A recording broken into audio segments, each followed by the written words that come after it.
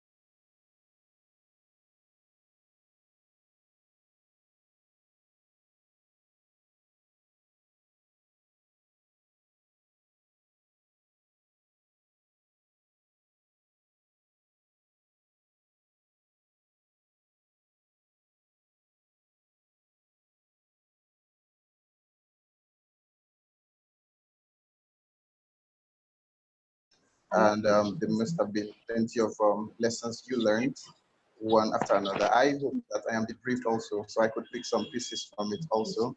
Fantastic job you guys are doing for Africa. And yeah, we are compatriots, and we're going to make sure that we preach the message of mental health in Africa in general and try to see how we bring our people up to speed with the realities because for some people it still feels spiritual, feels like something spiritual when you talk about mental health.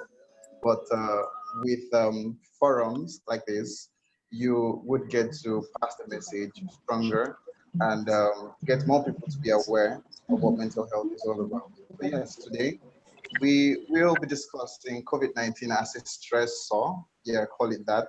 Yeah, COVID-19, that's coronavirus, which has been considered as novel. And we understand that stress is like it's irregular for every human who exists in the world, unless you actually do not live in the world. So at every point in time, you're going to be faced with ups and downs. But again, as the person who was doing a recap had said, it is not completely out of place for us to be anxious or for us to have to be stressed. All right. So basically, being stressed or being anxious, in any case that you would like to put it, would just be an emotional response to a perceived threat. Okay, are we together, please? Are we together? Yes, we are. Yes, we are. We can hear you. Oh, fantastic. So I was saying that stress could just be an emotional response to a perceived threat. Okay, so the body begins to Yes. begins Yes. to get worried about the possibility, the negatives and the positives that could come out, begins to make projections.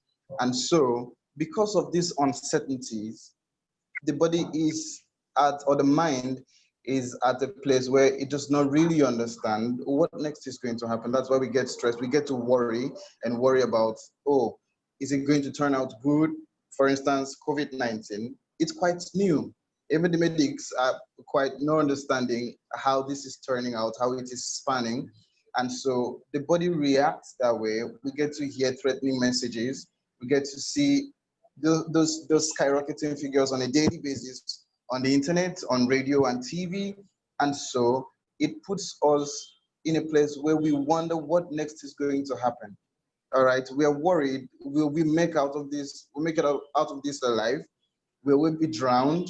And so all of these things put together makes us anxious. which is actually not negative. All right. So by the time this anxiety comes, by the time it unsettles us, because basically what stress does is it puts us on our toes. All right. It makes you begin to think out alternative ways. It makes you begin to, it keeps you at alert, all right, to understand that, oh, I need to do something about this, or should I have to do this? But you see, the point where stress becomes a problem or negative is when worry sets in. You are not thinking through this process to get it done with. You're just worried and you're wallowing in self-pity sometimes, all right?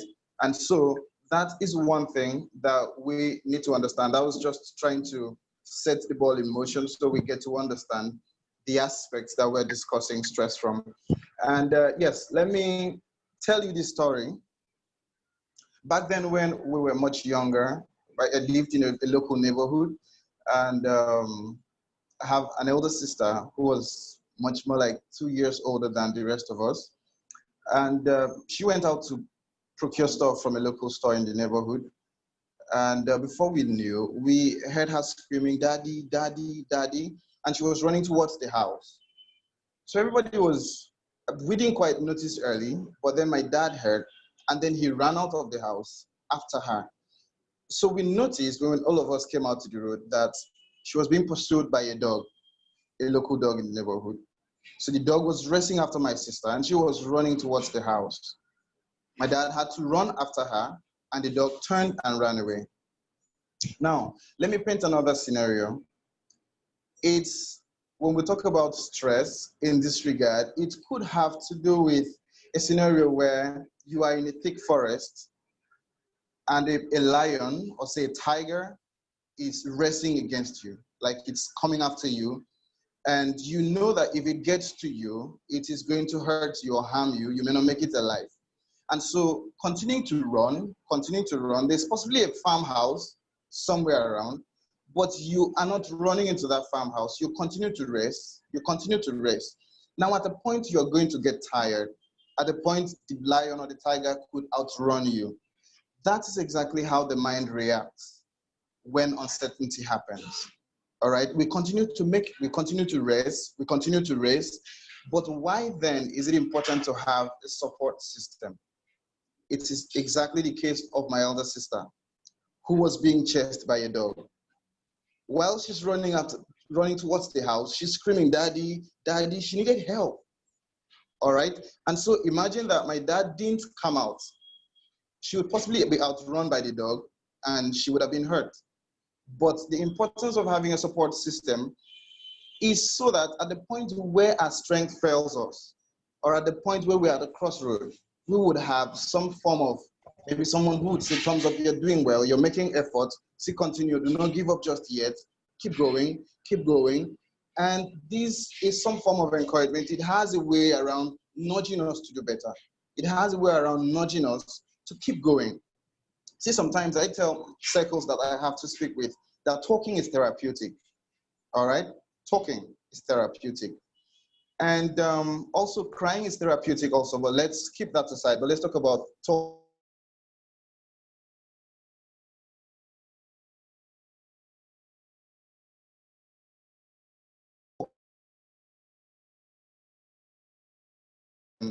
And so much that you would love to share with the other person, or there's something you know that just having to speak with some other people, you would feel better. All right? But you're holding up because there's no one to talk to. You're dying. But the least opportunity that you have to speak with someone, this person may not have the solution to your problem, trust me. And sometimes when people approach us to talk to us about stuff, it's not because they think we can solve their problem. Sometimes they just want to vent. They just want to pour out their minds. And if they have this safe atmosphere, they can actually vent and feel better. You see, there is this popular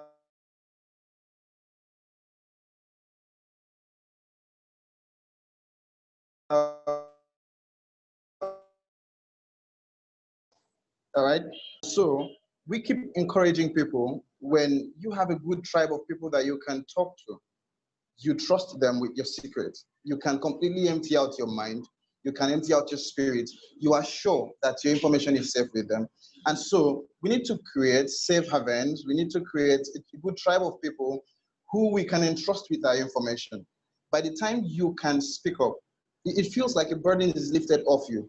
Much of what happens in the place of therapy, psychotherapy in specifics, and for your information, psychotherapy is just talk therapy.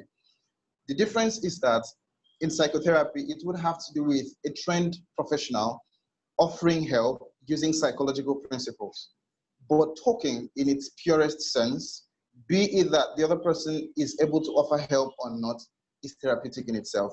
Because the process of taking off this energy, taking this out, and continuing to say this relieves you of the burden that was on your chest and makes you feel better. And so, you see, the place of a support system cannot be overemphasized. There are some people who consider themselves isolates. Yes, I can do all of this by myself. I should be able to do this alone. Yes, it is good. But there are certain places you get to. There are places you get to and you cannot continue to hold on to it. All right? And so we need to find those safe places, all right, where we can actually tell our stories and not be judged. Places where people can give us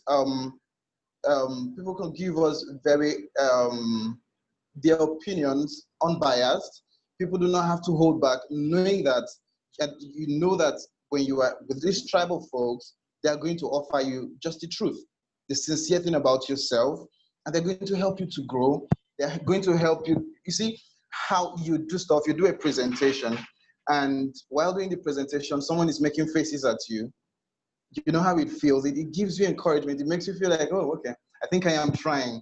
I think I'm making effort. But again, you're making a presentation, and then some STEM lecturer, for instance, down here in Nigeria, we have an educational system where folks who supervise you could just be looking at you like this, and you speak all of the English that you know. You put out evidences. At the point you're going to doubt yourself. Am I making sense? And because the facial expression says otherwise. Some of them just can't tell you well done. It's just like typical homes down here in Africa. Sometimes when you do the right thing, they're like, okay, okay. But when you err, hell is let loose. They're going to trample upon you and all of that. Some of us have had to grow up like that.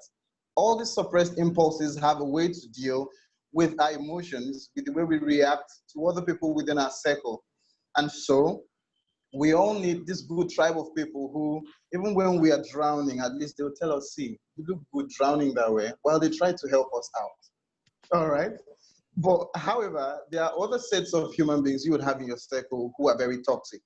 No matter how much effort you make, no matter how much you give into it, they're going to look at you like, what's he even doing? Sometimes it's hate, all right? And sometimes it's envy. And at some other points, they're just indifferent. However, in looking at this good tribe of people, in looking at the support system, we also need to find a way around being our own support. All right? There's something we call intrinsic and extrinsic motivation. For intrinsic, it's from within, and extrinsic, it's from the outside. You have your environment, people within you who are going to tell you, yes, you're doing well, or you're not doing well. But the most important of the motivation is the intrinsic. All right? Once you've cleared with yourself, for people who believe in God, once you've cleared with yourself and God, and you know that you're making efforts, you continue to go. If anybody nudges you, fine. If nobody does, you keep going. However, we all have different stress thresholds. For some of us, seeing a rodent in your house could stress you over the board. All right? For mostly people who reside where there are local neighborhoods where you could find roaches and rodents. Some sisters are not very cool with roaches, so they would see and they are all alarmed. But some other persons would see roaches and it's like, it's regular. And so at this point, we need to also learn to allow people to feel their own feeling, okay? We all have the right to feel our own feeling. We do not need to impose our own strengths on other people. While they're struggling, all that we need to do is offer them help, offer them assistance, give them some words of encouragement, and they continue to go. Because sometimes you look at people and like, Why is he trying to commit suicide? Why is he trying to kill himself? What happened? And then you realize that, okay, maybe someone jilted this one and the other person jilted the other one. And you see, almost on a daily basis, or let's say on a weekly basis, I go after people who are trying to take their lives into suicide prevention. I do that.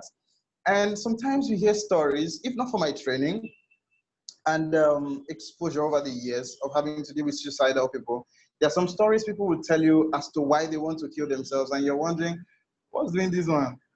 You get.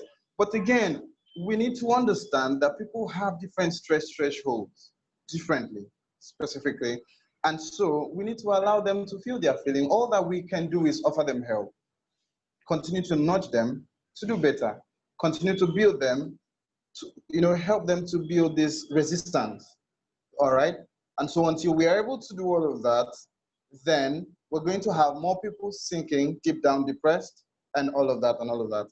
For instance, for countries that we had lockdowns at the advent of COVID-19, and people who use smartphones, who are on the internet, we can tell that hundreds of people had started relationships under COVID-19.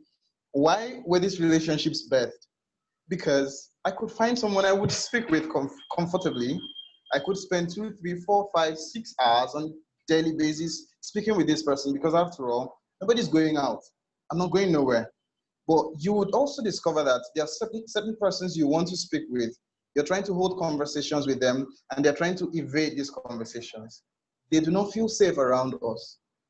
Up until when they are sure that their information is safe with you, that they can, hang around you and not actually get to tell you anything, then you discover that conversations are going to be very boring, bland, and straight to the point. And so what am I saying in essence?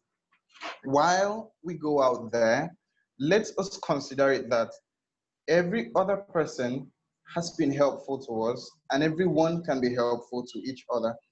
We cannot do all of it by ourselves. You can't do it all on your own. And so while you are thinking, how do I set up this good tribe of people? How do I get these folks together? Look at your present circle. There are 1, 2, 3 other persons among your friends that every time you have a problem, you can comfortably share with them. That could actually be your tribe. If you find 2, 3, 4 such people, then you are actually coasting, you are on course. And so you look inwards, look at your circle, find those folks you are sure you can speak with at any time. You can call up and express yourself. You will need them. At some point, they may need you too if they consider you trustworthy. And so, again, when we're talking about support system, this would have a thing to do with integrity. I'm straying, I'm going everywhere just so we can learn properly. All right. In talking about having a support system or building one, we are going to look at people of integrity, people who are trustworthy, people who have a good character. All right. So for instance, like a toothpaste that is in a tube, for instance, if people trust us with their information, we are like the toothpaste inside the tube. I wish it was a physical session. I would have shown you how it is. But imagine how this whole paste is taken out of the tube. And then someone gives back the tube to you to refill the toothpaste. It is going to be very difficult. It could actually take a longer period or maybe near impossible. And so whenever people trust us with their information, people trust us with their problems, and we get to spill it, it's like emptying the toothpaste. All right, emptying the toothpaste. And it is going to be difficult putting it back. That's exactly how trust and integrity works. And so we need to build character. We need to bring ourselves to the point where we understand that, oh, when people trust us with their information, they expect that it is going to be safe with us. In psychotherapy or yes, counseling psychology, for instance, we do not joke with client confidentiality. There's something we call absolute confidentiality and partial. And so for absolute, it would be that everything said to me at this point, we sign certain contracts, it has to stay within. That is why we say that therapists are a graveyard of secrets. We take in so much of information, and it is expected that this information must stay with us. All right. But again, when it has to do with information that can cause bodily harm or that can endanger another person, for instance, somebody is threatening to commit suicide, and you are saying, "Oh, it's because we have to uphold confidentiality," and then you wake up the next day and the person is already dead, or somebody comes to tell you, confides in you that yes, I'm going to get the other person killed, and you're like, "Oh, because it's confidentiality." No. At that point, there's something we call minimal disclosure of confidentiality. So at this point, you're going to disclose minimal information just to arrest the situation. And so it is of all good things for us to understand that information given to us, I beg your pardon, is for our own consumption. Sometimes they don't give you this information so you could do anything for them, but they trust you with it. And so what do? We need to build character enough. We need to build integrity. We need to let the rest of the people in our circle understand that we can be trusted. All right. Until we get to that point, we're going to have people finding it difficult disclosing information. You see, in the place of therapy, therapy can never be successful when there is no proper disclosure. It's just like you have a court case and then you're finding it difficult giving full details to your lawyer. You're going to go to jail. And so sometimes the case may go south. And so in therapy also, we work with available information and observation. But again, we need to have a background to it. That is why people need to speak. And we encourage people to continue to speak and continue to speak. And so in summary, we all need to be a brother's keepers. For the rest of us who are Christians, we understand the part of scripture that says, be your brother's keeper, be your brother's keeper. We need to be that safe place where people can tell their stories. We need to be that safe place where people can actually empty their hearts to. Not necessarily because we can solve their problems, but because we can listen. Listening is a huge gift that we all must cultivate. Listening is one skill that everyone needs to possess. We are all crusaders, we are all evangelists, in this mental health campaign. And so we need to learn to listen. Listen more than you even speak. So sometimes you discover that a therapist would sit with a client and the client empties and continues to speak and continues to speak. And the therapist wouldn't even say a thing. And then the client breaks down and begins to cry. And you discover that after this whole process is done, the person feels better. You discover that sometimes you don't have a thing to tell the client. All right, so let's meet up another day, reschedule the session, and you continue. What am I saying in essence? People do not always tell you about their needs, their wants, their challenges, because you can solve those problems. Sometimes they just need a safe place they can tell their stories. And so I want us to go back with this quote in our thoughts. Let this resonate with you at every point, that shame dies when stories are told in safe places. Are you that safe place? Are you that support system for your neighbor, for your friend, for your family, for your siblings? We all need to be that safe place where everyone can actually empty their thoughts. Thank you so much. I would like to pause at this point, maybe to take responses from participants.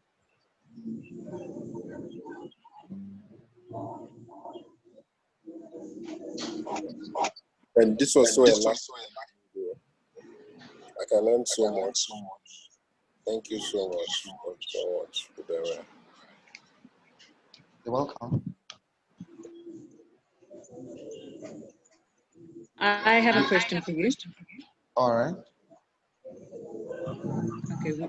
You were referring to the importance of creating a safe environment for people to be comfortable enough to open up.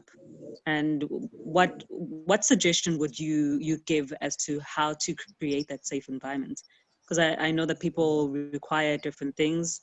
An introvert might require, different emotions from you as a friend or as a, whatever you are to that particular person. But not everyone requires the same type of attention in different situations. So what advice would you give? All right, fantastic. You see, just as you had said, it's a thing about different strokes for different folks. All right. And for instance, I major in e-therapy. that's teletherapy, that's therapy offered over the internet. That's much of what I have been doing over the years. But just this morning, while prepping for this session, I had a client who called in and preferred seeing me one-on-one. All right? That's her need. She feels it's going to be safer disclosing at that point. And so we needed to schedule a physical meet. Now, what we do as friends, if we are actually trying to have each other's back, then we need to make certain adjustments for each other. We have to be smart enough to know. The same way you are going to notice a friend who was always outgoing, who was always sitting out with folks, who was always going out for, hangouts and parties, suddenly withdrawing. If you can be smart enough to question that friend, you can be smart enough to know what that friend needs. Okay? It is a thing about observation. If you are my friend, I should know what you like and the things you do not like. And so I am going to create such an atmosphere where you're going to be comfortable to speak. All right? So for instance, there was a time earlier this year, we had a group psychotherapy session where people sat around and different people spoke about different things. There are people who came for the session and wouldn't say a thing about themselves because they were not comfortable. They would prefer a one-on-one, all right, like a private session. And so as friends, when you discover that your friend is beginning to withdraw, for instance, what do? You probe to find out what's the problem. Sometimes we are the problem, all right? Sometimes we are the problem. But again, we're trying to find out what the problem is. So in trying to find out what the problem is, there are certain questions we're going to have to ask ourselves and ask the other person to find out. Sometimes people just want their quiet, okay? And so by the time you push too hard, it becomes worrisome, it's disturbing to the person. There are times you're going out there for a client, you're speaking with the client, you're trying to reach out, client is not picking up, client does not want to engage you at that point. It is wisdom for you to withdraw slightly and observe from a distance. There are persons who need your attention too. The ones who need the attention, you offer it. But this is simply about understanding what works for me and what works for you, all right, and the other person. It is not about my expectations that I impose on the other person. I need to be smart enough to know what, for instance, Blessing Akpan needs, and I give just that. Or I find out what Temi needs, and I give just that. I discover that, oh, Temi does not like too much of talking around him, and so I'm going to have to limit how much of it I take to him. I know, for instance, that if Blessing has a problem, I may have to probe and probe and probe before she begins to say it. But again, for Temi, it could be different. That, oh, Temi, what's the problem? And then he begins to just tell. Okay, so we need to understand the dynamics. We need to understand what works for this person and what works for the other person. By the time you're able to identify this, you can offer help successfully. Thank you so much for that. Very helpful. Thank you. You're welcome. Thank you. Thank you so much. That was really insightful and very helpful. Thanks. I'm actually straining to hear that. I said thank you so much. That was really insightful and quite helpful. Thank you. You're most welcome. You're most welcome. So do we have other responses? Yes, if anyone else has any questions, or even if you have a comment, you're more than welcome to. Okay, I have a question.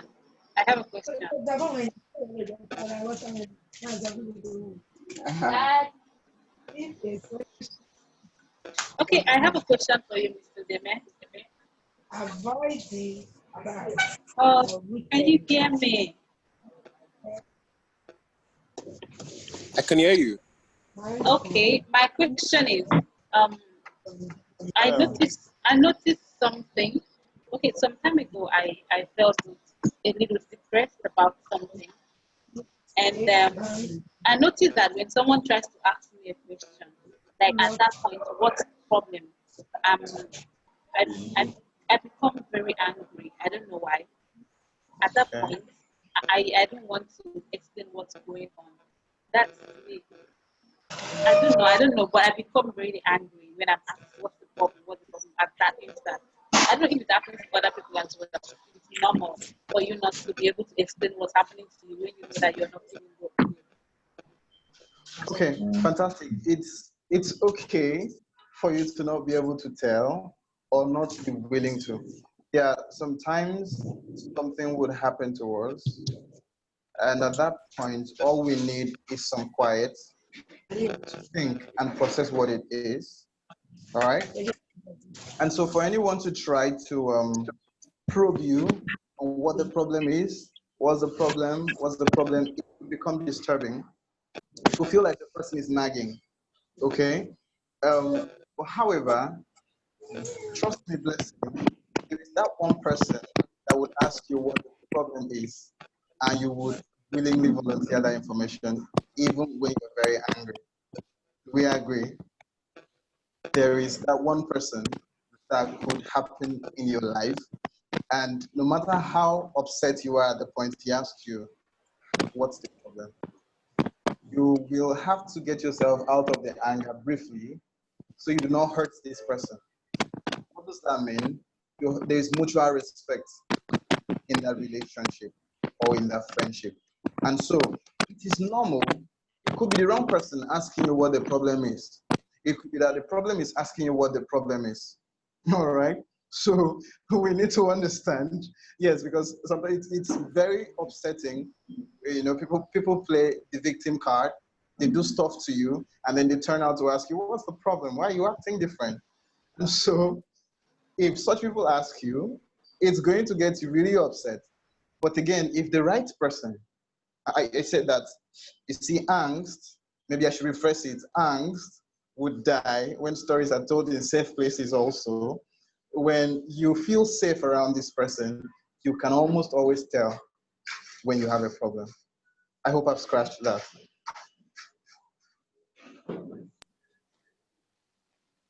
Yes, you have. Thank you so much. Thank you. So we have questions here in the chat box. I would like to read them out so that you will answer them. So number one says, how do you sustain and maintain a strong support system? That's number one. I don't know if I should read it one after the other. Okay. How do you? Okay, let me take notes while you're at that. How to maintain and sustain. A strong support system. Okay. Okay. Let's go to the next. Okay, how accessible and affordable is it? Considering the fact that how accessible and affordable is it? Considering the fact that the people who need it the most are in the majority but less privileged. I didn't quite get that.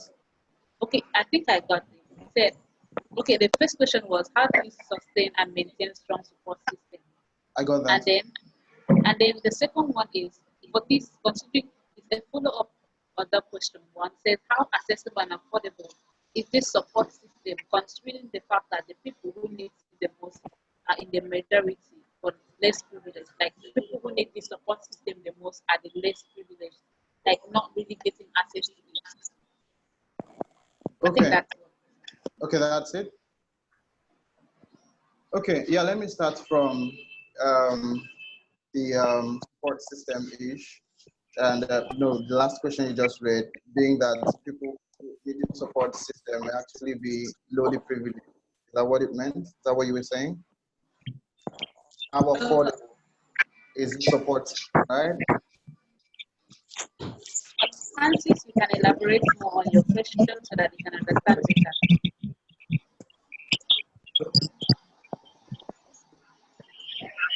What did you say? Francis, I think you can elaborate more so they may understand better. Hi. The question number one is how are you able to sustain the support system that you spoke about? How are you able to sustain it, keep it going strong and sustain it? And the second question has to do with how really accessible and affordable is it to the majority of the people? And like I said, that most of them are in the majority and yet less privileged. They do not have the means to access it. Because I recall that there are times that people talk about, we are here, come for this, come and access this, but the limitation has always been the means to access this support. Okay, I hope the question fantastic. is clear now. Yeah, I think it's clear. Thank you. Starting from the bottom, when we talk about support system, it does not necessarily have to be professional service. Okay, it does not necessarily have to do with having a professional speak with you. We all have people within our circle that we can speak with when there is a need to. In families, for instance, we have siblings who prefer to speak with the mother, some prefer to speak with the father, and some have favorite cousins and all of that, people they can easily go to, people who can listen to them.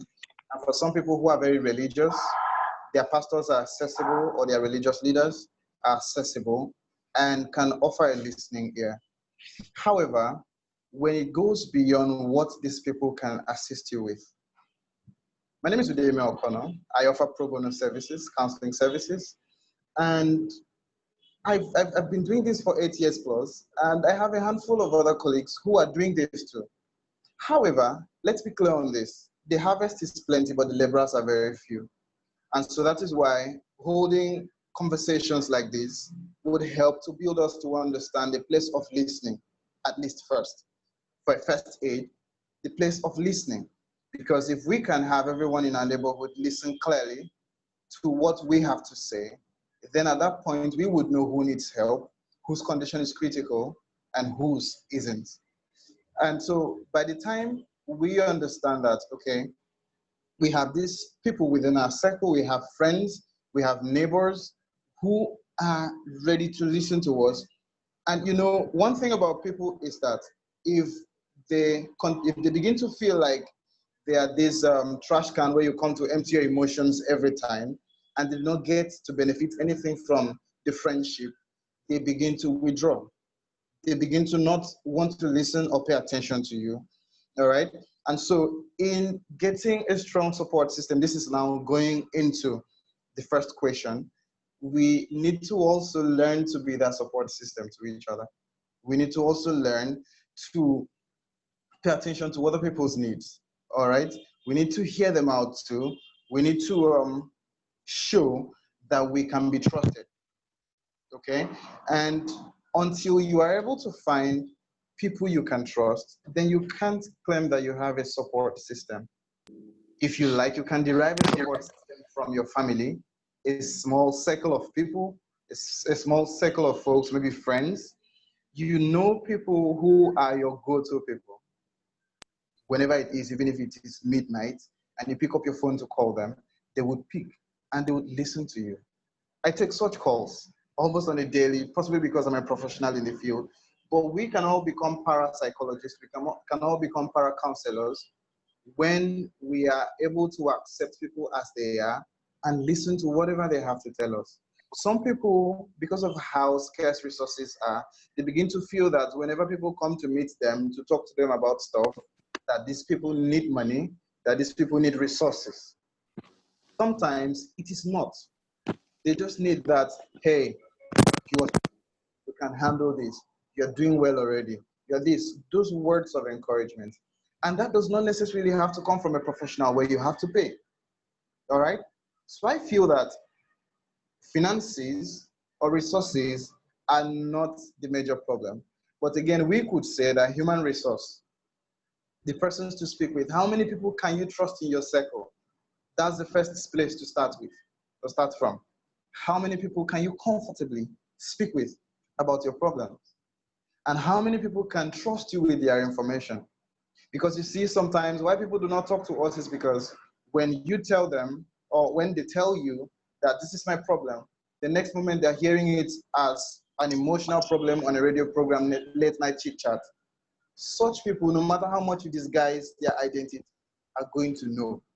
And they would feel hurt that their information has gone out there in the public. So one way or the other, we need to build character. You need to build integrity. Let people know that you can be trusted. And again, you should also learn to let people understand that, yes, I need you even once you need me. All right, so we can build this support system from scratch. You can look at your friends, you can look at family. This is not something that falls from the sky. This is not something you need to buy with money a lot of times. But at least if you have the support system, most times is even like a first aid kind of arrangement. People you can easily run to. All right, you tell, for instance, younger people have their parents as their support system. By the time they feel they have a headache and they tell, Mommy, I have a headache. It is from telling that the mother says, okay, you need to take maybe a pain relief, or you need to see a doctor or a physician and all of that. So we need to understand that it is not very expensive having a support system. It's not actually. It's just about us finding and identifying those people we can trust with our information. I hope I've scratched it. Yeah, you have. My follow-up question would be that, yes, so I agree with you that we need to build that kind of trust around ourselves. That's the point. We shouldn't also forget the fact that some of the issues, after talking to the people around you or trusting your circle of friends, you need to proceed to get. We shouldn't also forget the fact that after speaking to a few people around you or your friends, or circle of friends, family, you need to proceed to also get professionals to treat some of the issues, because they would have the needed or necessary knowledge about what you are going to be able to help you. So yes, we need to make use of the basic or the primary people around us, but we should also look at sourcing the professional treatment, or people who, like yourself, have the requisite knowledge in the field. The people around you can but help you for a short time, but you need a long-term support system, as in like a professional one. That's what I'm trying to say. Okay, fantastic. And running that, like yourself, you've been doing pro bono. Yes, I know quite a number of people who are into that, but with time comes fatigue in terms of different years, where you have to get resources that will enable you to keep running. Yes, we can't continue running on nothing for a long time. It is something to be able to get you by getting the needed facilities or things, equipment you need to help you keep running. Yeah. Oh, okay. If I heard you clearly, thank you very much. I had stated that most times the support system that we have that does not consist of professionals would serve as a first aid. Okay? It would serve as a first aid. Imagine that a child has a migraine and does not get to tell anyone, hopes that the next time the family doctor comes by, he's going to tell the doctor. That's exactly what happens when we skip, having these people who would call para counselors, or this small support system around us, when we do not get to empty to them, when we do not get to speak with them. You will not know all the professionals in this life. You may not have all of the contacts. And so when you have a group of people, a tribe of people that you speak with, I may know someone that you need. I may have something that you need. The other person may have something that I need. And so that is why we need to speak. All right? And so I think I noticed a question popped about, what if your support system is stressing you? Yeah, I saw that. And I'm wondering if the support system is stressing you, then disband it. It's no more a support system, it's a stress system. Okay? You disband and set up a fresh one. There are millions and millions of people in the world, people who appreciate you, people who want to hear you, people who would want to listen to you. All right? It's just like having a mug of water, for instance. You have this in your hand and you continue to hold this. At the first point where you're holding on to it, it does not hurt a lot. It does not feel like it's heavy. It's quite not heavy, it's light. But you hold on to it for 3 minutes, 4 minutes, 5, 30 minutes, you would begin to discover that your hand hurts. Okay? And so while we're trying to hold on to find a professional, sometimes some people do not make it out of it successfully. That is why we encourage them to speak with people around them. You have people who are stressing you within your circle. They're not paying you salaries, even if they were. There are times you need to resign from your job if it is stressing you. Because the most important part is your happiness. It is your peace of mind. Until you are able to get this, every other thing does not matter. All right? So if your circle is stressing you, please disband it. They'll find another person to stress, and life continues. So, sorry, I want to say something. I know that there might be a delay. I just want to say this. Amma, if you guys can just encourage people to ask questions. I feel some people might be shy, and Udeme, well done. So regarding that kind of stress with the support group, because I'm a mental health advocate, and this is something I've been doing whereby I talk to people.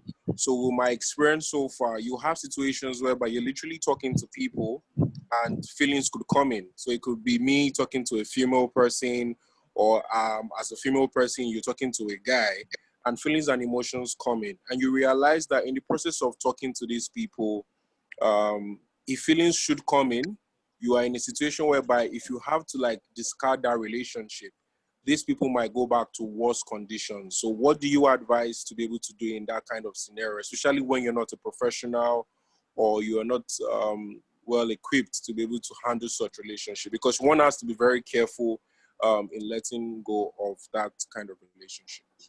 Fantastic. The relationship between a client and a specialist is what we call an ironclad relationship. All right? You are not expected to develop feelings.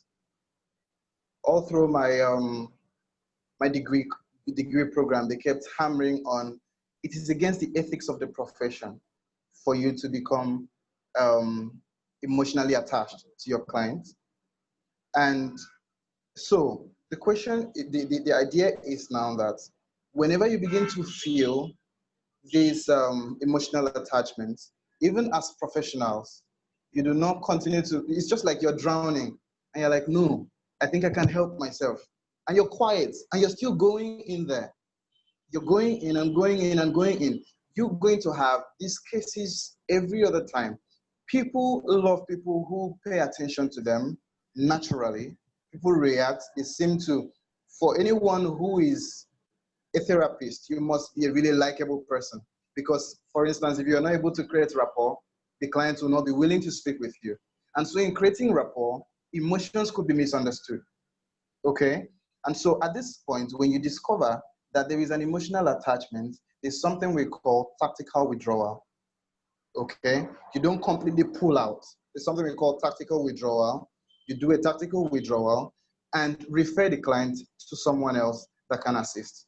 Because if you hold on to it and think you can solve the puzzle, you're going to possibly scratch a bit of the problem that was there already, and then you create another one when you want to break that relationship. Because you're going to hurt the person, and this person moves from one problem to another problem. And it goes on and on and on. And so this ironclad relationship does not permit emotional attachment. So whether you're a professional or not a professional, whenever you discover that emotions are beginning to rush off, when you begin to feel a thing for your client, it is time for you to do what we call tactical withdrawal and refer accordingly. I hope I have answered that. Yes, thank you very much. Thank you so much. You're most welcome. Okay, thank you so much for your questions. I think we have one last question, but we're about to round off the questions now. Let me go back to Daisy's question, but I think you kind of answered it in your previous answer. So she says, in trying to be a safe space for people around you, what boundaries and precautions should you take so you don't end up being a dumping ground for anything? Okay, yeah, I think I touched it a bit. And basically, you are going to discover that in trying to help other people, you are going to begin to lose yourself sometimes. People are going to take advantage of you. People are going to misuse privileges that you offer to them. However, Why did you go to work? it's I'm not all working. in set limits. Today is Saturday. I should go to work again. It's you that give me work. Sorry, can everyone have Is it you that their give me mics work? to the session so that it doesn't cause any disturbances? Could everyone Alright, please so- switch off their mics and then switch it on when you speak? Okay. So I was You can- saying that we do not need to lose ourselves in trying to find others. It has to resonate. It has to stick with us. While you're trying to be the savior of the world, you need to also prepare yourself. You need to also build yourself. For people who are Christians, while Jesus was prepping to go to the cross, he had to isolate. He had to go and build up himself. He had to go into a closet and build up his own strength. Because in trying to save the world, you could drown. So when people come to you with their problems, there are sometimes people bring issues, and I discover that I am not emotionally strong enough to handle, even as a professional. And so I am going to be fair. I do not take up everything that comes. And there are certain things that a client begins to tell you a particular situation, and it feels like your own problem. And you know that if you venture into this, you could get emotional about it. And so you have to be fair. So in summary, you need to be sensitive enough to know when people are genuinely in need. All right? These days, people actually raise false alarm about suicide and all of that. We do not take it for granted. We go after it. But you need to be careful too. I would tell you that there was a day I had to go out at midnight to find someone who was trying to commit suicide. But I wouldn't completely just go out on the street. I needed to make contact with security forces, with agencies like that, so I do not put myself in harm's way. In trying to help people, we need to protect ourselves. Protect yourself from an accident. It's for you to check right, check left before you cross the road. How do you protect yourself from being used? You need to be smart enough. Watch out for even non-verbal cues. See how people treat you. Not when people treat you badly, but when they need your help, they all come emptying these emotions on you. You need to set certain limits. Let them understand that you also have a life. And if you're not strong enough to listen to someone, please, you could politely tell. It's not very difficult. You do not want to lose yourself in trying to find other people. Thank you. Okay, thank you, Udome. Thank you so much for your questions, guys. And our session obviously has not ended yet. We still have so many other exciting activities ahead. But the session was really, really important. The importance of setting healthy boundaries in order to ensure that while you are extending yourself, having created that safe environment for somebody else to share their problems with, is that you also protect yourself so that you not taking more than you can actually take. So thank you so much for that, Udemy. And okay, so we now have the exciting activity, which is our meditation. I don't know if you guys have ever done meditation. I've had an opportunity to do meditation at some point. I think it's a great time to just relax and reflect on life, because I think we're often so busy trying to achieve this, trying to achieve that. We're occupied with so many things on our minds that it's important to just lay back and introspect. So we currently are going to do a meditation with Emerald Ajay. Emerald? Hi. Are you? Hello? Good day. How are you? I'm good, and you? Very well, thanks. So you can just introduce yourself briefly and then take over the lesson. Hi guys, can you see me please? Yes, we can. Yes, we can. Introduction, where do I start from? My name is Emerald Ajay. I'm a UI UX designer and a student of psychology. Aside that, I'm a practicing yogi, so I do yoga as well. So the last speaker said, talking is therapeutic. I agree. as I did counseling psychology, I agree talking is therapeutic. But also as a practicing yogi, I agree quiet time is also therapeutic as well. So I'm in the middle. I talk and I keep quiet.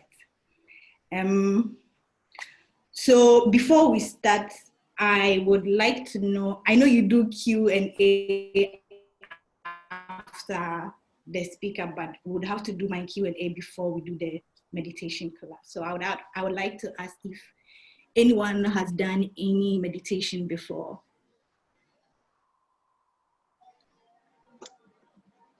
Yes, I have. Oh yeah, I had no. Wow, no. Yes. Oh, hi Ruby. So the blessing and sedinam. I'm not sure if you are girls or guys, but when you hear meditation, what comes to mind? What's the first thing that comes to mind when you hear meditation? No, blessing. Another blessing. A male, when I hear meditation, it means relaxing, trying to focus on your inner self and just release energy, taking energy, let go of every pain and frustration. Just relax. Okay. Hi. Blessing. When I hear of meditation, I think of someone taking a posture and just being quiet, maybe closing his or her eyes and just relaxing. Yeah, that's what I know. Okay. Hello. Hello. Yeah, so when I hear that somebody is meditating, all I think of is the person is having a peaceful moment, trying to have some contact with the soul. Yeah, that's what comes to mind. All right. I'm glad nobody said they thought about somebody just hovering in the air, because that was what I was told recently. You keep quiet and then you start hovering in the air like in the Chinese movies. Meditation to me is more like reflecting. Okay. So I think there are different types of meditations. And it kind of takes a while. So what I do is after yoga every time, I do some kind of meditation as well. So you take 5 minutes off and you reflect on all the things you are grateful for. But there are other forms of meditations where people can sit there, concentrate on just one thing, or clear their mind and go on and on for about 1 hour without even moving. We are not going to do that sort of meditation today. I think that is for the big guys. So does anyone have any questions before we start? The only question that I have, do you need people to switch on their mics, perhaps? Not their mics, their videos? Switch it off, actually. If you don't have any questions, you can just turn it off, because we need the quiet. Okay. Do you need the videos to be on? If they want it to be on, that's okay. Because we are going to close our eyes anyway, so yeah. So I was going to ask a question. Are you going to have music? Because most of the sessions I go, there's usually like a sound playing, like a meditation song and all. Yes, they do, but I don't want any distractions because we are all online. I don't think it will be it will be advisable for the others as well. So I'm trying as much as possible to get a lot of quiet around. All right. But just for analysis sake, is there a reason why that music needs to be played? Does it do something to the mind? Is there anything it does to the mind? So they have specific kind of music that I don't say claim, because I have music that I used to sleep that they claim makes you calm, right? So you realize that they don't play normal music like Wizkid. I like Wizkid, or Davido. So they mostly play calm, voiceless music. That is to make you calm. That's what they say. I know it works though, but did I answer your question? Yes, you did. Thank you so much. All right. So, are there any other questions before we start?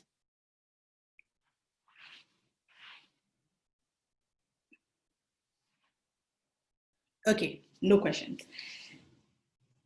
Meditation is being self-aware, open to what's happening within your body and mind. I'm sorry, I can't really pronounce your name, but Ola, that is what we are going to do today. Yeah, we're going to be self-aware, then we are going to be open to what's happening within our body and mind. But before we start, we are going to just do a little stretch. We are going to stretch the body a little before we start. So if you can go into a comfortable position, any kind of any position you are comfortable in. So you can just sit, but if you are sitting, please straighten your back.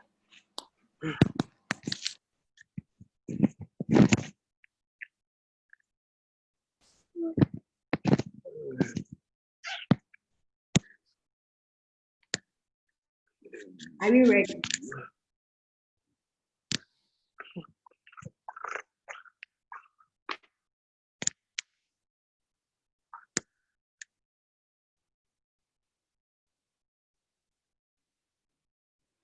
Okay. So mostly when someone is stressed, Emma, do you have a question? Somebody's asking if they can lie down. Can we lie down? Gifty. So we are going to stretch a little. So if you can be in a sitting position, you can sit and then cross your legs, or you can just sit and stretch your legs. For now, then when we are going to do the meditation, the quiet time, then you can lie down. But I just need us to stretch our necks and then our spine a little. So, Gifty, you good? I think she's fine. Okay, a comfortable sitting position. Yes, a comfortable sitting position. Forget all the yoga poses you've seen online. Just sit in a comfortable position. All right.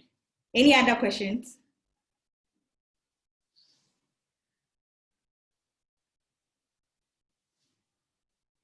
Okay, good.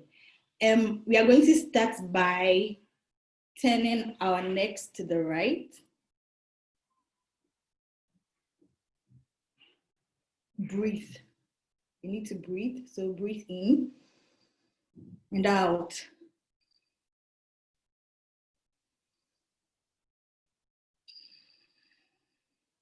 And then to the left.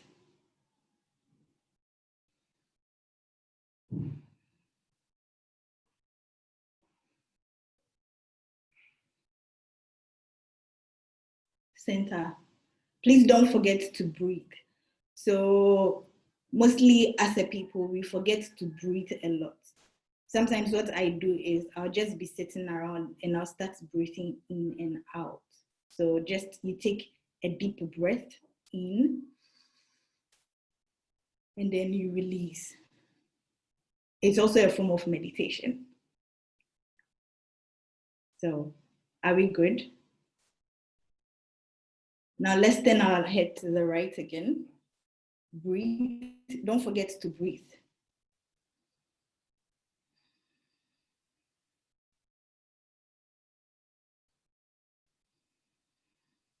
And then to the left.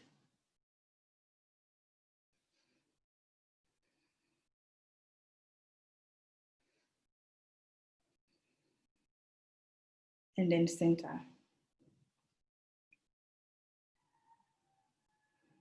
Now we are going to take our neck to the back.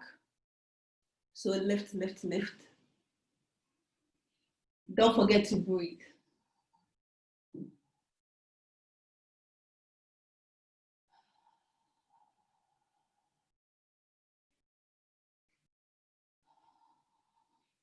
Forward. Try and see if your chin can touch your chest. And breathe.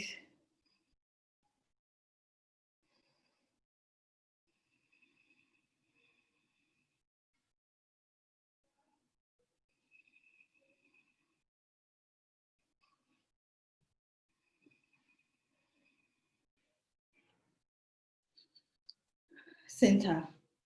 Sorry, so anytime I say center, it means like your head should come to the original position. Now we are going to turn our neck around. So we start from the right. I'm sorry, I really don't know what clockwise and anti-clockwise is. So you move from the right to the left, slowly, and breathe.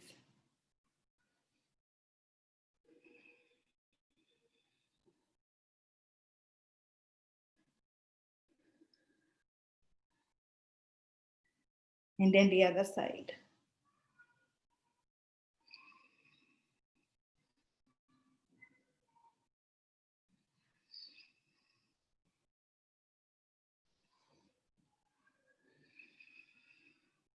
Center. Okay. So before we start, I would like you to know that you don't really have to be able to concentrate on anything. So people think when you are meditating, you are supposed to be able to concentrate on either one thing or clear your thoughts. All we are going to do today is concentrate on something that makes us happy. So think about someone or something that makes you smile or makes you happy. Concentrate on that one thing and let's meditate. So we'll start by closing our eyes. Please, if you are in a sitting position, straighten your back, or you can just lie down now. Gifty, it's okay to lie down now. So straighten your back, close your eyes. We are going to scan our bodies briefly. Breathe in and out. Now, I know this is going to be a little difficult, but try to scan your body from your head to your toes. And then look for places that are kind of tightened a little. So see places that gives you discomfort. And when you realize a place in your body is giving you some sort of discomfort, just breathe in and out, and then relax.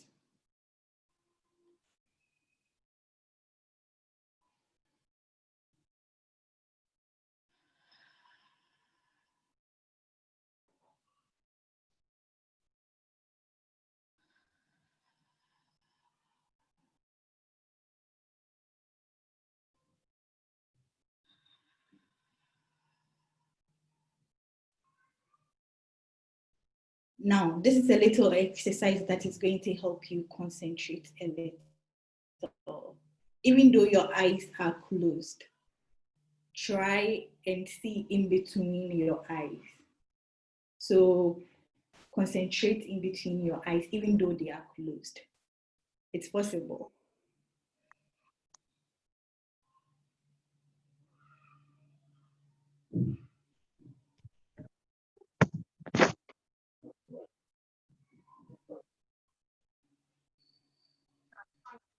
And breathe.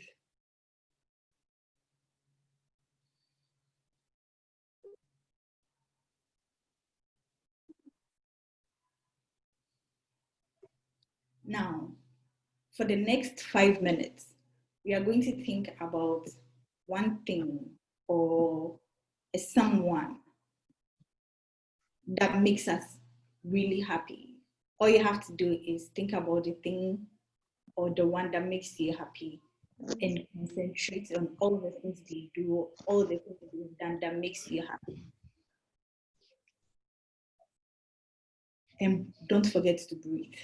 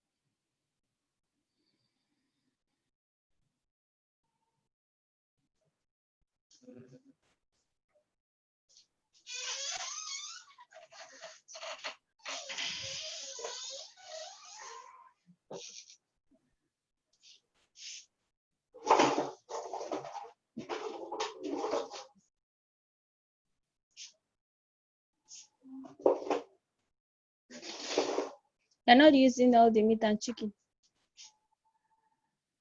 I'm still going to make it. I've not done it now.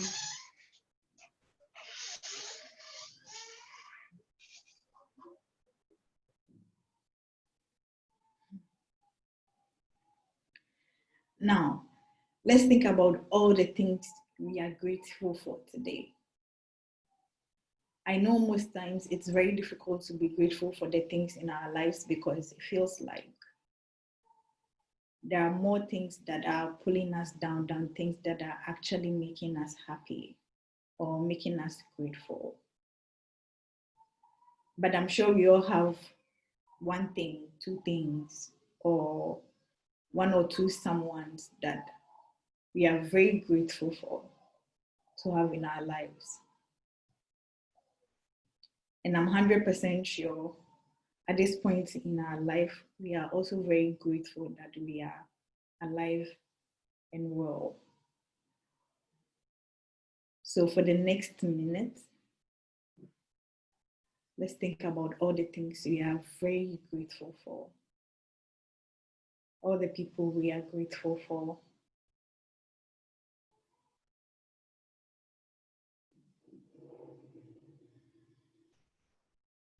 And breathe.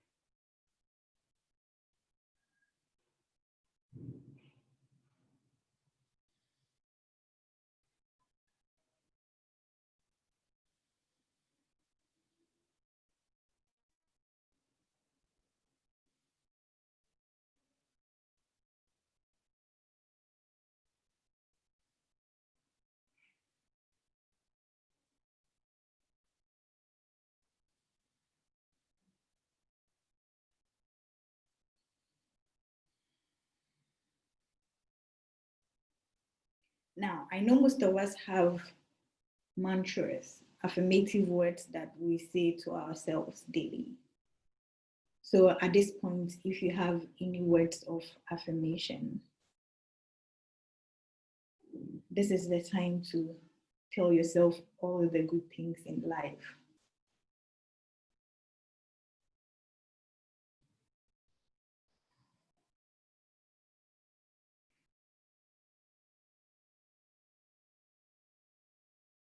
But if you don't have any,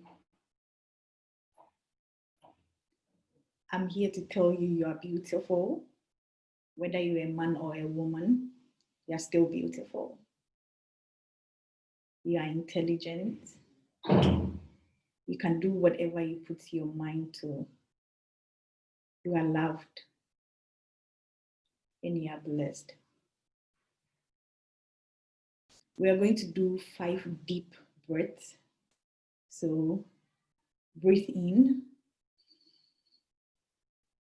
and out. Breathe in and out.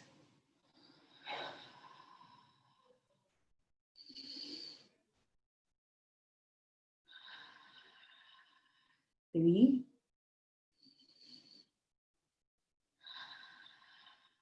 4,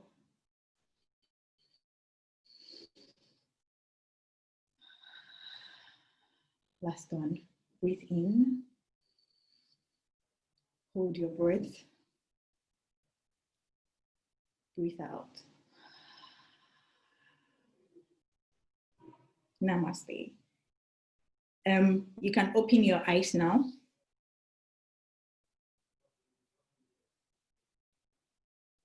How was it? I hope nobody fell asleep.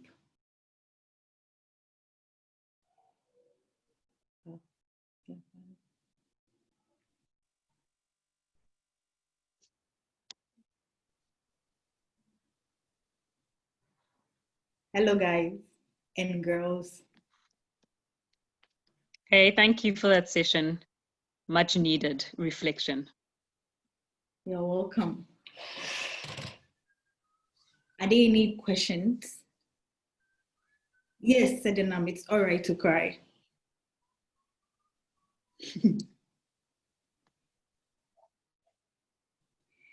You guys can comment or send any questions.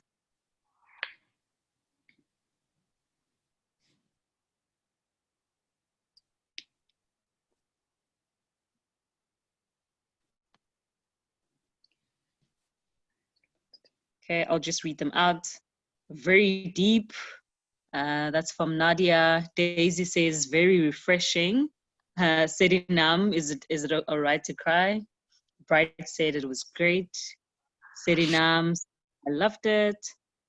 Ola Wale says, well done, I enjoyed it. Nadia again says, I realized I had a lot to be grateful for. Thanks, Emerald. Temi says, amazing. Thank you for the wonderful comments, guys. Also, so every day I realize we are all busy doing everything and forgetting about ourselves. These days, I'm learning how to be a little selfish for, say, about an hour during the day. So think about yourself more, most times during the day. And every day you can maybe sit in a corner. I have a corner that I sit in quietly for, say, 5 minutes. You don't have to think about anything. Just sit there and reflect on all the things you are doing right. Forget the things you are doing wrong. We are human. And then think about all the things you are grateful for. It helps. So thank you, guys. Thank you so much, Emerald. I hope that everyone has learned something, and it's advisable to do it in your own personal space. Just, have some time for yourself and reflect on life and all that there is to be grateful for. I think it's been such an awesome time. Although the COVID-19 pandemic has really been a stressful time for us, but it's also been a great time for us to really appreciate the time spent with family and loved ones. Okay, so we are on to our next section of this wonderful webinar, and that is our breakout sessions. And if you guys were here for last week's session, you would have known how it's going to work. You will be set into different groups, and our facilitators will then have a conversation and a few activities with you in those different groups. And so again, this week we have Dare Asobele, we have Omowunmi Oluga, and then we have Temi Vaughn. So I'd like for them to just introduce themselves briefly, and then we can continue.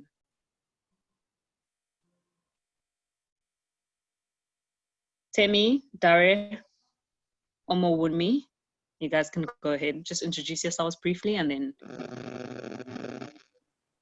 Hi everyone. Good afternoon. Good afternoon. How are we all doing? Okay, I think I'll turn on my. Okay. Hi everyone.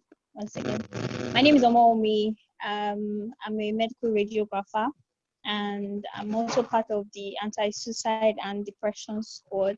I think some people met me last week, so I'll be facilitating one of the breakout sessions. Thank you. Thank you.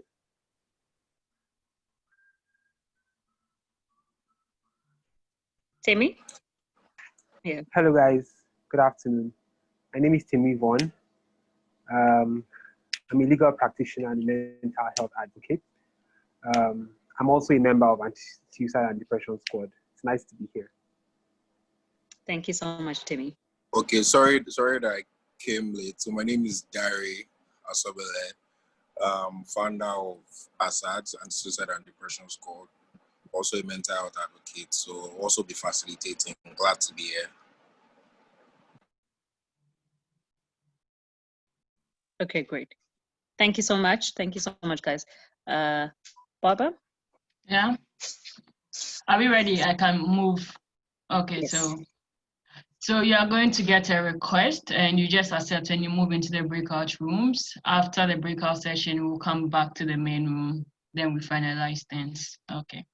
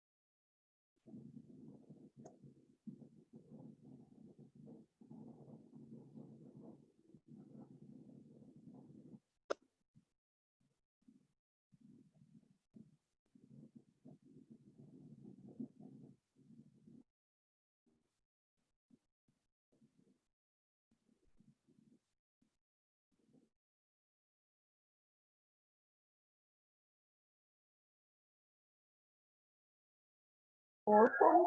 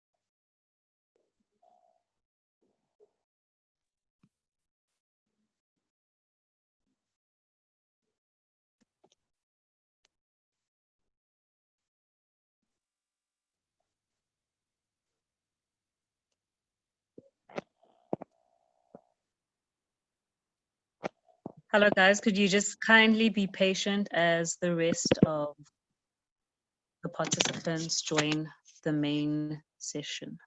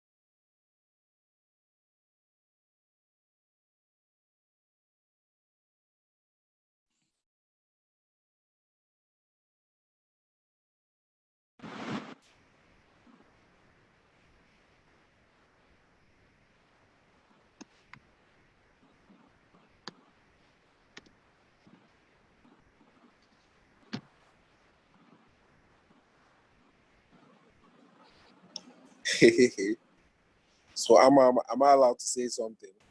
Yeah, you can. Yeah.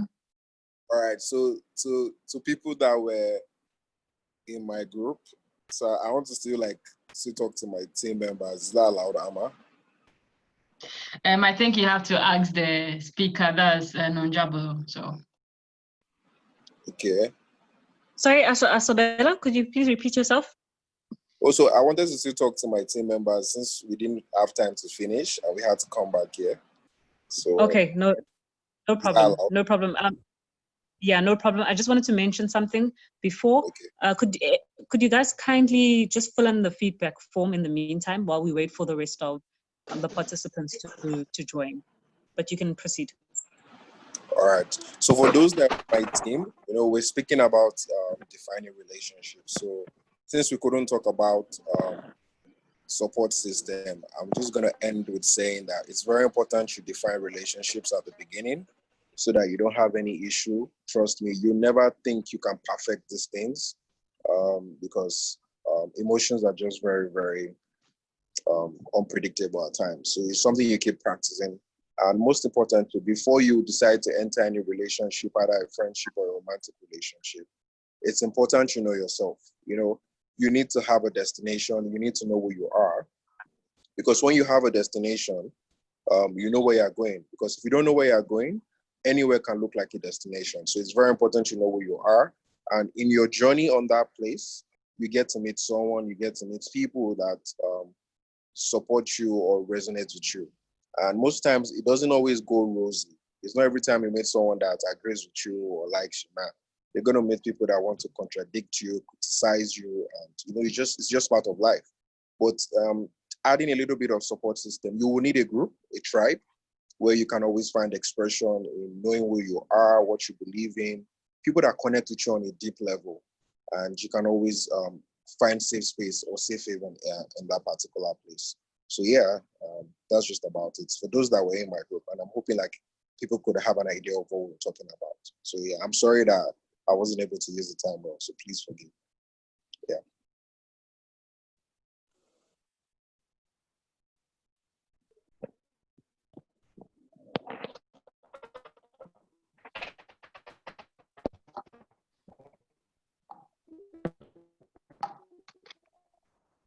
Hello?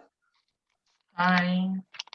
Okay. I hope you were able to get your comments across, Asobele. Fine now? Yes, I was.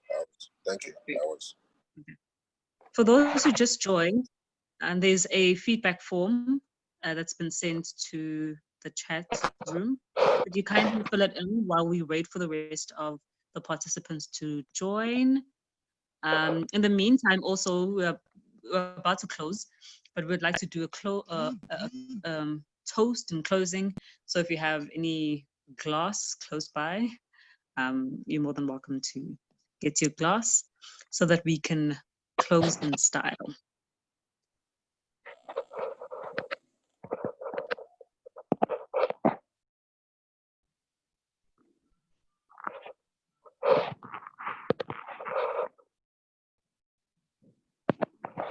Okay, I'll just give you guys 5 minutes to complete the forms.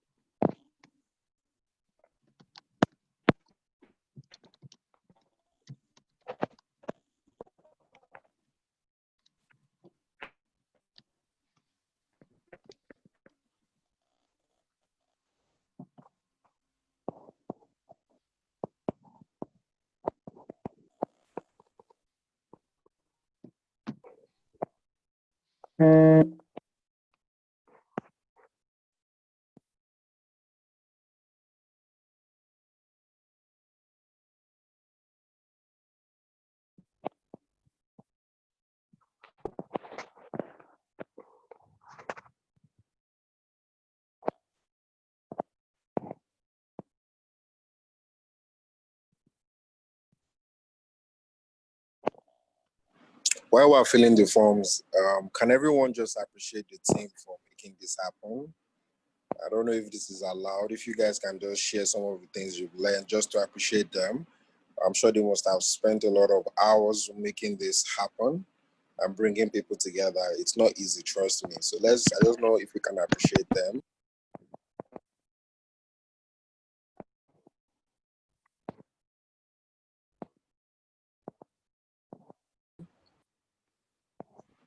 In case you're shy, you could just chat and just say thank you, anything.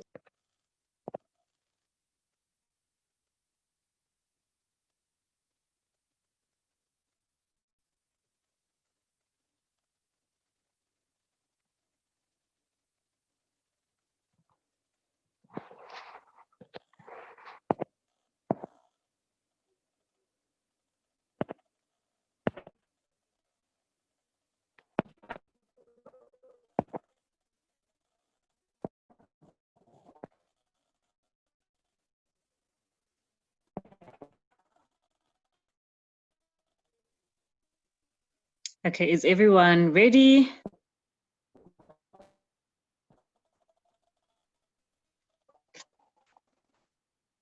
If you're done with your form, could you just send an emoji or I'm done on the chat room?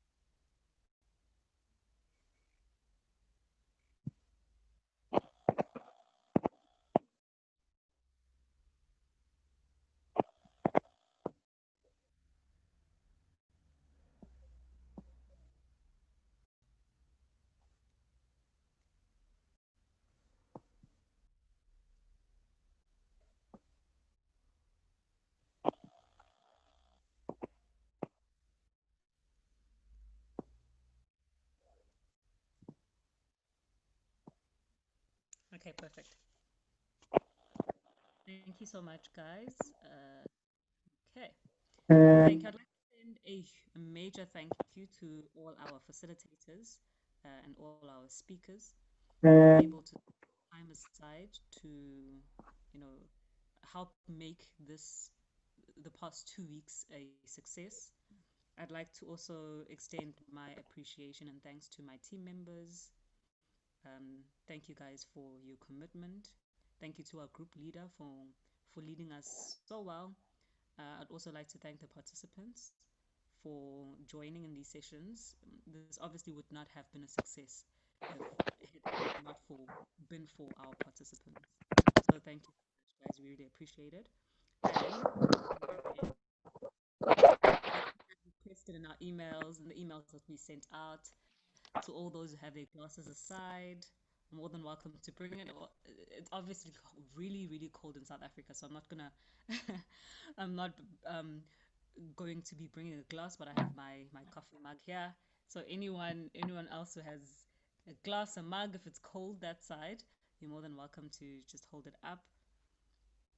So what I want us to do is, I want every person to just mention one positive word. You can either say it out or you can write it on the chat.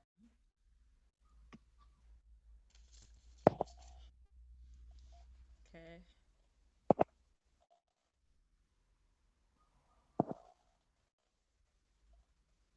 Okay. No, Jabal, I can't really hear you.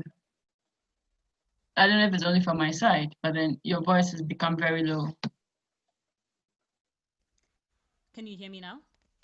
I can also hear you. Okay, yeah, now you have to repeat yourself because I couldn't hear you. Now I can hear you.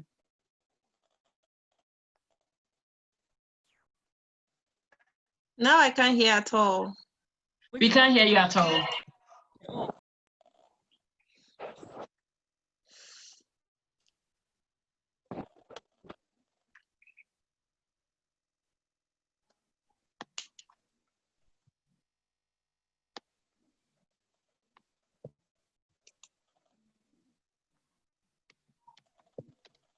Can you try?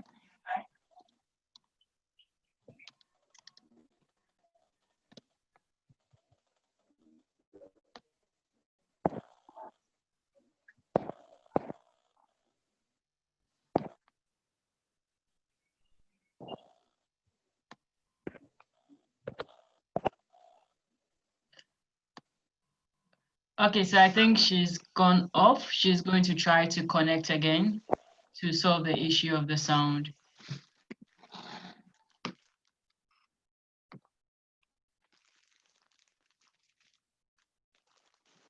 And whilst we are waiting for her, does anybody have anything they would like to share as we wait for her?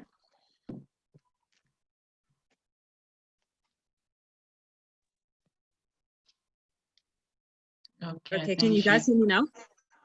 Yes. Okay, perfect. Okay. Great. So at this point, I hope that everyone has been able to fill in their forms. And I extended my appreciation to our facilitators, our speakers, and our participants. Thank you so much for joining us and making this a success.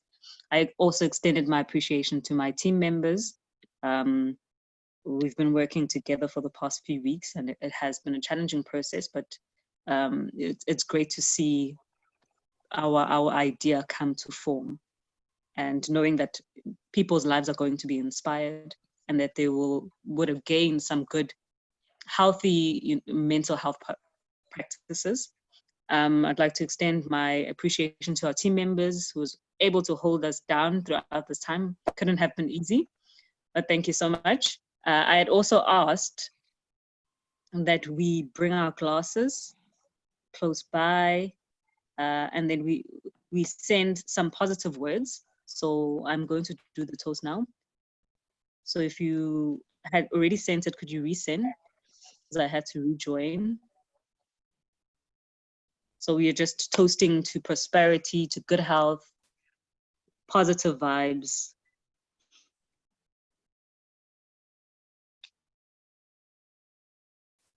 Okay.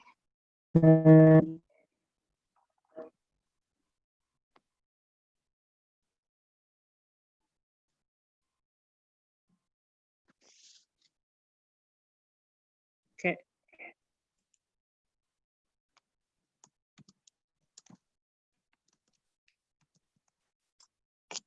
Okay, any more coming in? Only received 3.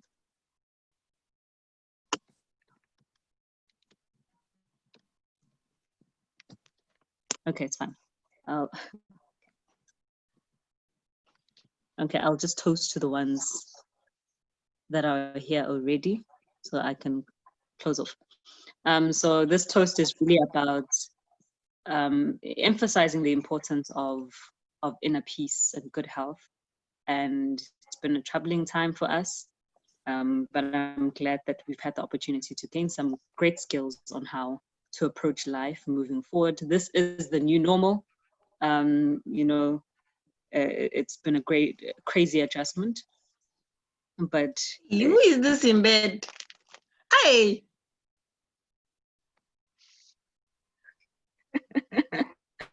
I'm assuming that was a mistake. Or is that a comment that someone wants to make? No, I'm sure it was a mistake. Okay, great. Okay, so we are toasting to consistency.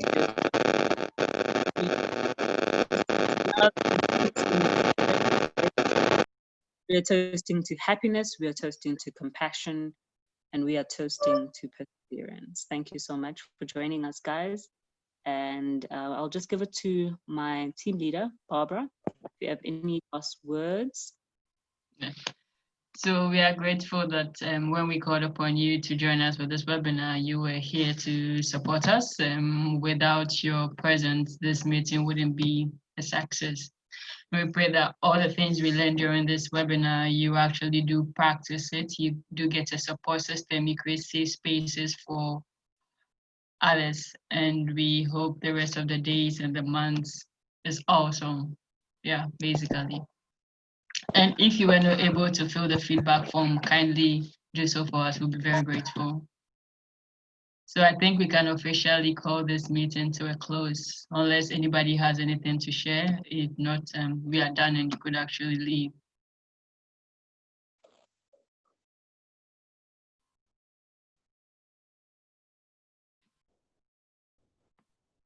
Does anyone have anything to share?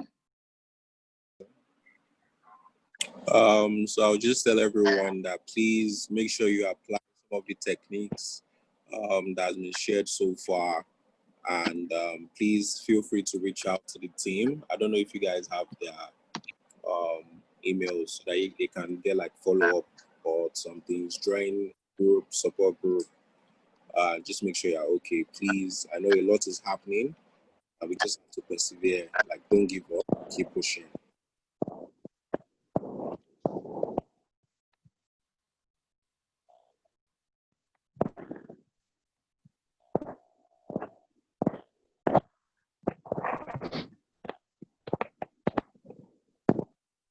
Thank you for that wonderful comment.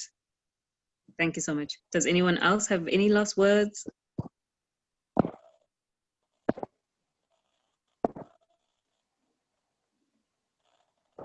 Okay, so I'm officially closing the group then. Have a good day and a good weekend, and bye.